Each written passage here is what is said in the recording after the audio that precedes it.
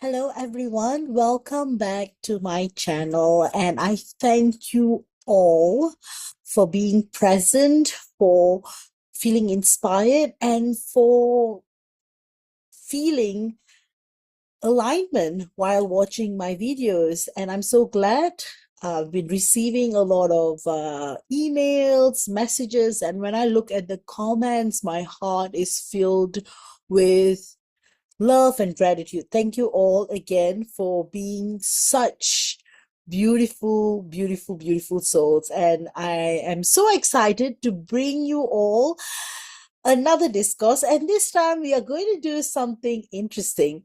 And before I start, again, some of you ask me, where do I get my information from? I'm a clairvoyant, I'm a psychic. So that's how I get my information from. So with that, thank you all to the newest subscribers and for those who have been with me from the start. I think I've told you guys, have I told you guys before? But probably I mentioned in my video that actually, because of my legal profession, because I'm a lawyer, I actually never posted my videos online. But in 2023, I started to post all of the videos that I'd been doing since 2021 because I thought if anything happened to me, at least my videos would live on. And since then, this YouTube family has grown.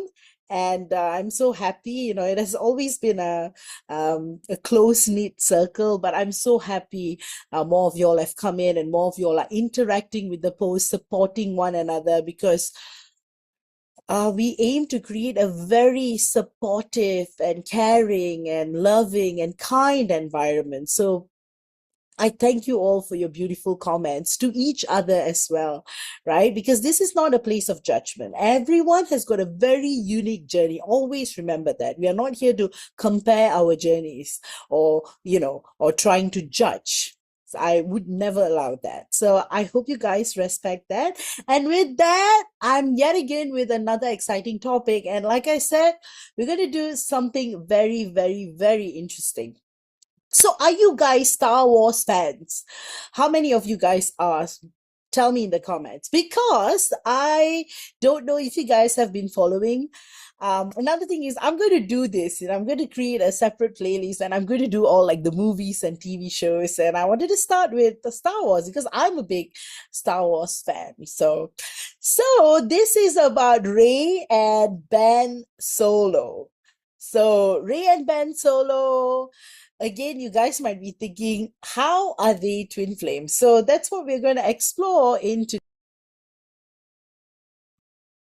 So as the title shows, we're going to talk about Rey and Ben Solo's dyad. This is something that was talked about in the Star Wars movie and how this twin flame blueprint is hidden in the Star Wars movie. So have you ever felt like your twin flame story was written in the stars, literally? So today we're actually going to break down one of the most powerful modern depictions of monadic twin flames, which is Rey and Ben Solo's connection in the Star Wars movies. So we're going to talk about their dyad in the Force. So remember, this isn't just science fiction. It's actually soul memory. So let's decode the sacred blueprint behind the Star Wars movies' most misunderstood love story. We are not talking about Padme and Anakin Skywalker. We are talking about Rey and Ben Solo. So in the rise of Skywalker, Rey and Ben are revealed to be a dyad in the Force, which is two who are one eternally bound. And this may really sound familiar, especially when we are on a monadic twin flame journey. And what I can say, it's actually very similar to the monadic twin flames definition. One soul split into two bodies, traveling lifetimes to return to each other. So that's why it is said in the movie, the dyad in the Force is a power unseen for generations, because it's so. If you notice when you watch the movie, their relationship, how they are so telepathic towards each other, and how the first time Ben actually kidnaps Rey, he will feel a lot of pain, and vice versa. So this is the reason why I actually wanted to like talk about it, because we are always only talking about like movies like The Adjustment Bureau, which I'm also going to do. So I'm just starting with the Star Wars movie. Recently, I also wanted to do another. I was watching Crash Landing again, and wanted to talk about how they are Category 2 twin flames.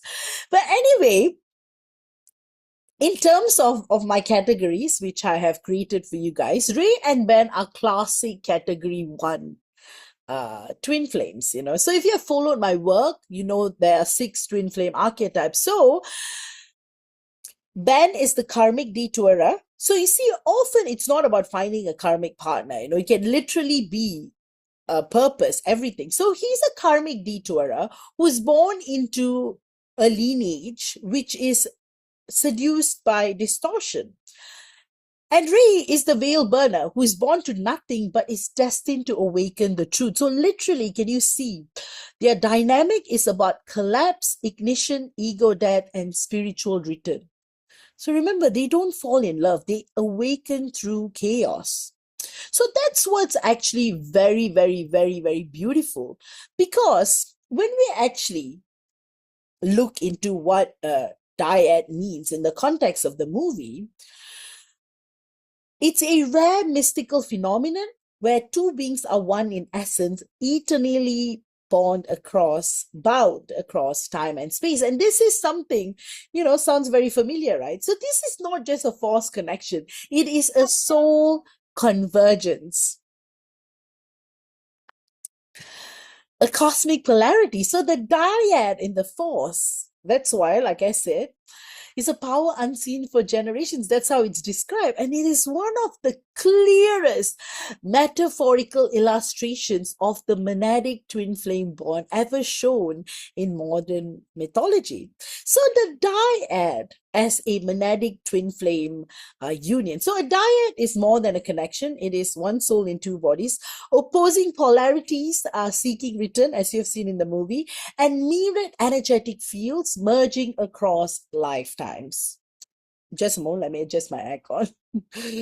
I feel like my air condition has got a life of its own. It's always anyway, as I was saying, a sacred current of union that transcends linear time and the physical pain. So this is exactly what monadic twin flames can be. So this is what it is, right? It's so interesting. So the dyad, so let's compare the dyad with the monadic twin flame journey, right? So the dyad is two who are one in the Force, and in monadic twin flames, as my definition, one soul split into two in the 13th dimension, in the level of the monad. So in the dyad can merge fields across space, and in the monadic twin flame journey, energetic merging at a distance. In the dyad, shared vision, sensation, emotions. Monadic twin flame journey, telepathic bond and mirror triggers. In the dyad, trigger, repel to one another and awaken each other's mirror. And then in the monadic twin flame journey, polar collapse, karmic ignition, and sacred mirror. And in the dyad, one dies so the other may live. And in the monadic twin flame journey, death of the ego to birth, divine union occurs. So that's the reason why it's such an interesting topic. And I just wanted to say that it shows, it clearly would speak to, if you guys watch the movie, really speak to you. Because this is what's actually going on, right? Because of the fact that Ben is the Karmic Detourer, he's seduced by the dark energies. And Rey is there to burn the veil. So that's exactly what's going on. So the soul mechanics of them, the dyad. So they can touch hands across the galaxies, they can feel each other's pains, they can speak in silence, just as I was explaining in comparison. And this is not fiction. This is exactly how twin flame energetic merging, telepathy, and astral communion function. So this is when you would start to notice that, and this is when you will start to notice that in the dyad, it's often where you can see that they are one energy split into two, and they ignite each other's deepest wounds, and still their bond cannot be broken. But however, that movie depicts what a lot of you guys, a lot of us have experienced in past lives, where we are not able to get into union with our twin flame, be it Earth or in other dimensions per se. And in some when I do past life regression sessions, when I do Akashic records readings, for some monadic twin flames, they are sometimes in the opposite side of galactic wars, not out of choice, but because they are kind of like kidnapped to be in the dark side kind of stuff. So when they're on opposing side of the war, and they recognize one another, think about the amount of galactic trauma what one will incur. And that's exactly what this movie shows as well. And that's why you will notice their union is very, very brief. Actually, their union is in the ending when Ben dies, but not before fully merging with Rey, fully life force to life force. So this is symbolic of the surrender of the masculine, giving everything, not to possess, but to resurrect the feminine. So that's why the movie, it's not a happy ending, but if it's a true one, not if, it's a true one, because union doesn't always mean staying. It means return, completion, and release. That's why in the movie, he doesn't speak. He simply gave her everything, and they part with a kiss. So what can we learn from Rey and Ben? Union is energetic before it's physical. The feminine awakens first, not to chase, but to hold the field. Ego cannot force love, only surrender reveals truth. And the dyad never ends, even through death. That's why their story is a mirror.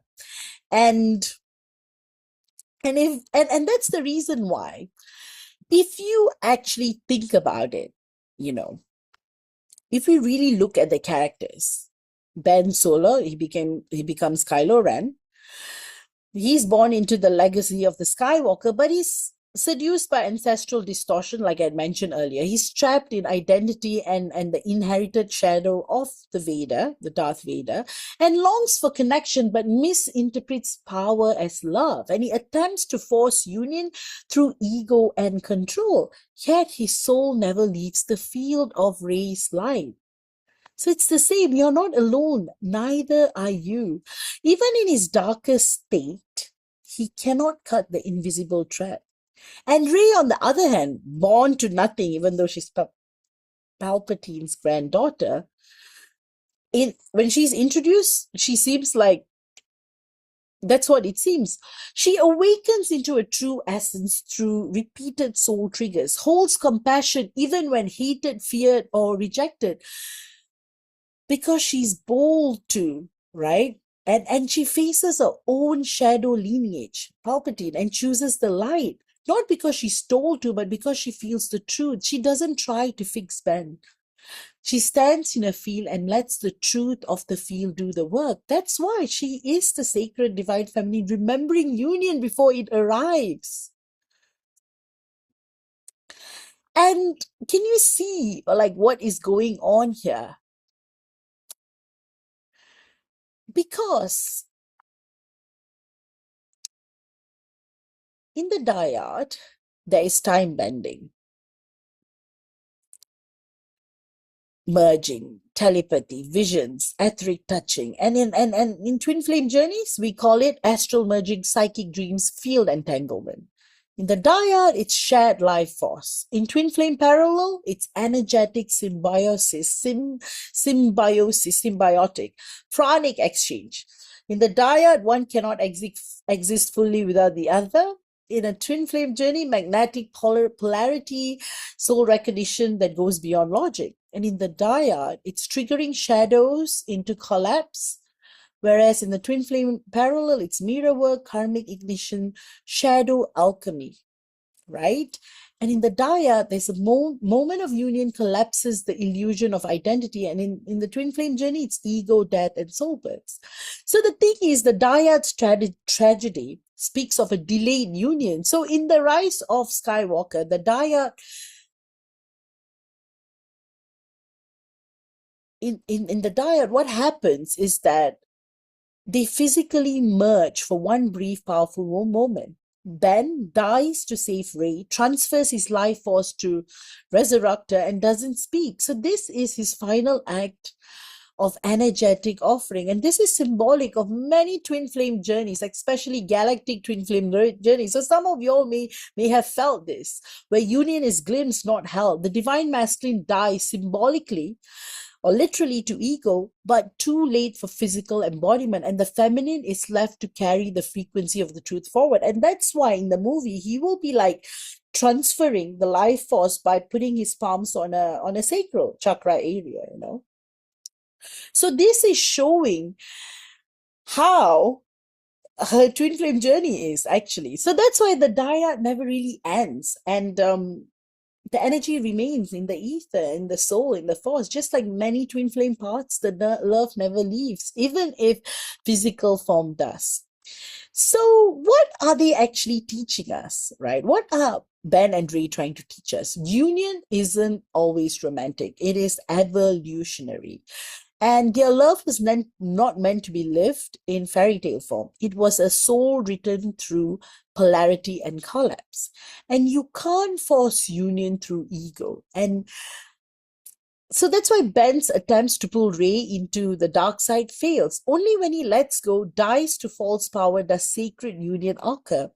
And remember, in this case too, the feminine remembers first. Rey holds the axis. She sees him. She stays coherent. This reflects the truth in many monadic twin flame pairings. She awakens the chooser. The field never breaks. Even through lifetimes, death, and galactic wars, their bond is endured. So that's why Rey and Ben aren't just characters. They are soul templates. Their dyad reflects what so many twin flames experience. The longing, the soul recognition, the triggering, the rupture, the momentary union, and the eternal bond that lingers beyond time. And if you have ever lived this, then maybe you too, you know, in the far, far, far away, in a past lifetime, you were also like them. Not in a galaxy far, far away, but right now, right here. So what is actually very, very beautiful is that when you actually look at their relationship in a movie context, there's so much to learn, because the underlying reality is that twin flames can never be separated. And the journey never stops as well. And no matter how far they go, whatever they do, they're always going to find themselves back to each other. And that's exactly what this twin flame teaching is about. And that's why I thought I would do this. And I've got a lot of movies and TV shows lined up, like Sense8 and Adjustment Bureau, you know. Anyway, they are category 1 twin flames. So I want to do a video for category 2 twin flames. So probably I will use the Crash Landing series, or we'll see another, or maybe Midnight in Paris. So I'm thinking what I should do next as well. And of course, if you guys have suggestions, do throw them in. Any movie you want me to analyze the dynamics and what category of twin flames they may be as well. And that's the reason why, you know, today's video is something for you guys to look really deep within. And if Rey and Ben's story cracked something open in you, this could be your version of living the Monadic Twin Flame journey. So if you guys want one-on-one guidance, psychic guidance on your journey, you can book a session through my website. And don't forget to like, subscribe, and share this with your friends in the journey. And even if your divine masculine doesn't remember yet, you can energetically share this with them. So with that, I really hope you have enjoyed. If you want me to do like another part to this, if you want me to like specifically go into scenes, I can do that too. I can, I was like just watching the movie again during the weekend, and I'm like, I should definitely do a discourse about it. So, but what I would like to say before I wrap this up is that one thing you will notice is they're both opposing polarities. So the divine feminine and masculine, and Rey and Ben representing opposite sides, opposite ends of the force, light and dark. But one thing you would notice is that they're deeply magnetized towards each other, even when it threatens their respective alignments. So this mirrors the divine feminine and divine masculine polarity split, especially as seen in twin flame dynamics, where opposite charges are drawn together for sacred union and alchemical balance. And that's why the shared soul bond, it's called the Dyad, meaning two are one in the force. And this is almost similar to Monadic Twin Flames, two beings who are one split into two bodies. So that's why. But one thing you got to notice is that they're healing through each other, because Ben begins to turn back to the light, not through punishment or logic, but through Rey's belief in him, even when he's rejected her. But Rey is able to face her own shadows, including the fear of a lineage and identity, through a connection with Ben. So this is what it shows. Twin flames often catalyze deep soul healing, especially through triggering each other's deepest fears. So the next time you're feeling triggered, it's part of the journey.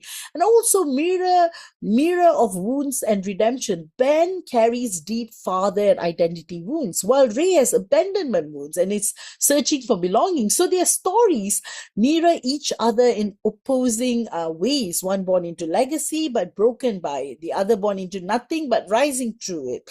And together they form a balanced archetype of the heal, masculine and feminine. And when Ben finally returns as Ben Solo, everything changes. But what is most beautiful is the union and sacrifice, because Ben sacrifices his life to save Rey. So the kiss in the movie, the last part, is not romantic in a typical sense. It's sacred union, the culmination of soul merge.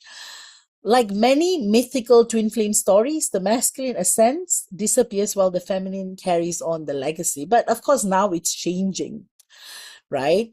So that's why, finally, I just want to touch on this again. And my final thoughts about it is, even though the Star Wars movie never uses twin flame, Rey and Ben's Dyad represents really one of the clearest modern mythological depictions of a twin flame dynamic, particularly one with a monadic bond, karmic distortion, and a tragic but transformative union arc. So that's why they are not a fairy tale couple. I didn't want to start with a fairy tale couple. They are alchemical soul pairing designed to break timelines, transmute karmic legacies, and awaken the force within. So in many ways, they are the science fiction soul mirrors of divine union and a collective activation for those in the twin flame path. So that's why, with this final summary of this discourse, I want to just open this space to comments. Like, what do you actually think? And what do you actually feel, about this comparison? And of course, this is another twin flame movie to watch. All right, with that, I'll see you all again. And And if you guys want a one-on-one session with me, you can book via my website. All right, take care, and I'll see you all again soon. And again, I'll just say that you guys are amazing, and the twin flame journey. Another thing I want to say: everybody's journey is extremely unique. So please do not compare your journey with one another. That's the most important thing. Comparison is at the ego level. Just live your journey, be in your inner power, be in your divinity. That's what matters. And all the best. And I look forward to working with you guys. And again, when you book a session, I'll try to give you the earliest appointment for our one-on-one session within the next day or the day after. All right, take care and bye-bye.